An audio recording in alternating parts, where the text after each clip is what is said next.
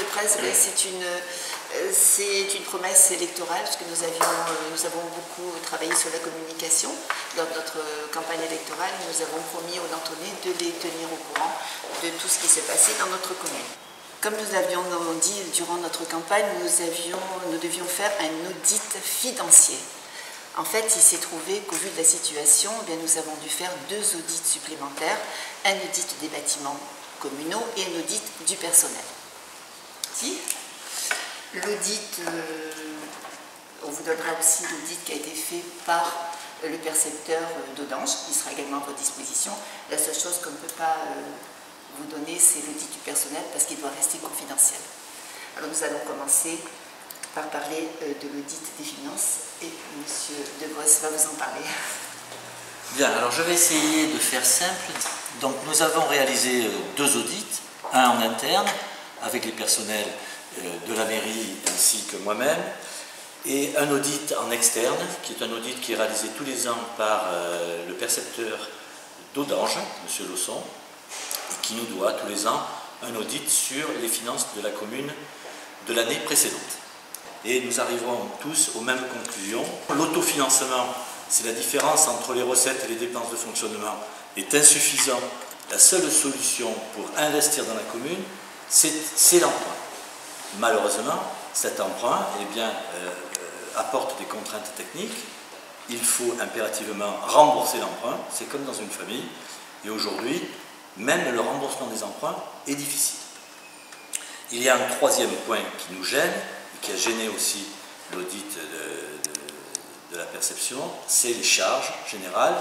Les charges générales étant le coût du fonctionnement global de la mairie. Et puis, il y a un 4e point qui aussi pénalise la commune, ce sont les charges de personnel qui restent élevées pour notre commune. Voilà.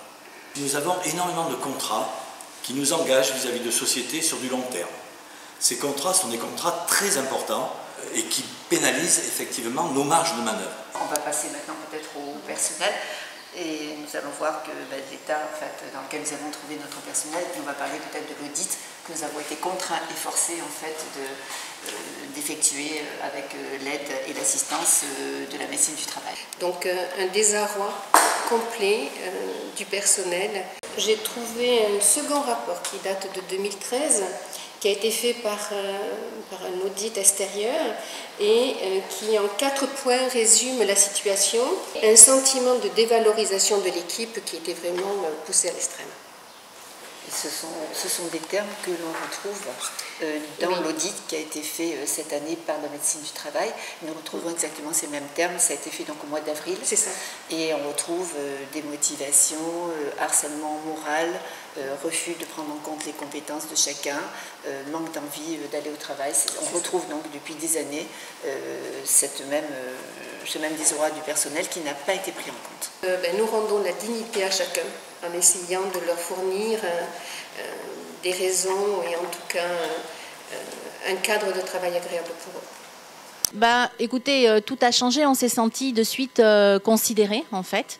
Considéré en tant qu'être humain, mais surtout en tant que collaborateur de travail. Et voilà, et la porte est ouverte, elle est disponible. Marie Larue est quelqu'un de très proche de ses agents. La reconnaissance, des gens qui nous respectent, un cadre agréable.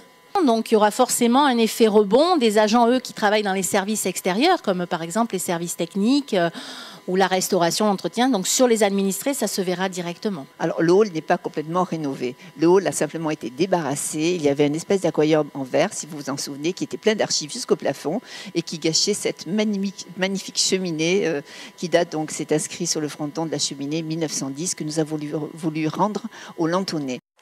La 3e partie, c'est-à-dire l'audit qui a été fait sur l'état des bâtiments, parce que vous savez qu'on a découvert des bâtiments dans un état déplorable, notamment au niveau des services techniques qui ont été détruits en 2009 et depuis rien n'a été fait. La mairie et puis tous les bâtiments communaux, dont M. Suir qui est chargé des services techniques va vous en parler. Nous avons trouvé la mairie, le bâtiment même de la mairie dans un état sordide, décrépit. La mairie était vétuste et encombrée.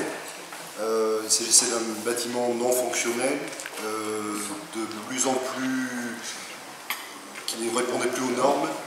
de sécurité. Là, ce sont les nouvelles archives, ce sont les locaux des nouvelles archives. Elles ont été rangées. Nous allons certainement entamer une procédure d'archivage numérique pour pouvoir un petit peu faire de la place. C'est arrivé, c'était presque Zola, quoi. Tout était dans un état pitoyable au niveau des bâtiments de la commune. Donc un réel besoin d'investissement de ce côté-là. Quant aux plages, depuis 10 ans, tout le monde a regardé pousser les Spartines. Bon, ça va être notre rôle de maintenant arracher et éradiquer les Spartines. Voilà. Ce seront nos actions futures.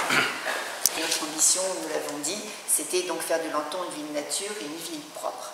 Alors, nous avons commencé le nettoyage des forêts. Il y a certains sites qui ont déjà été nettoyés, des lettres, la mairie déjà a nettoyé des sites, et des lettres ont été envoyées à certains propriétaires pour eux aussi faire un effort pour nettoyer leurs parcelles. Avec le site de la Sablière et avec une vingtaine de personnes, nous avons parcouru tout cet environnement et recueilli environ 50 kg de canettes, de garde-boue, de mobylettes. Et il serait bien de pouvoir décliner dans un temps très court la même démarche, en attendant pour septembre d'autres démarches sur les perles et les ruisseaux autour de Lenton. Une nouveauté sur Lenton, là vous avez la primeur des affiches avec musique à Lenton, avec le 20 juin des concerts, avec notamment les scolaires et des groupes musicaux lantonnais. Le lendemain, lors de la vraie fête de la musique, au centre d'animation, une Zumba géante. À la rentrée, nous tiendrons une réunion publique. Et nous ferons un nouveau bilan, alors cette fois-ci peut-être aussi en images, pas seulement en paroles. Et nous vous ferons part de nos perspectives, des actions en fait, qui vont quand même être avancées durant cet été. Et je pense qu'à la rentrée, nous pourrons faire un nouveau bilan. Merci.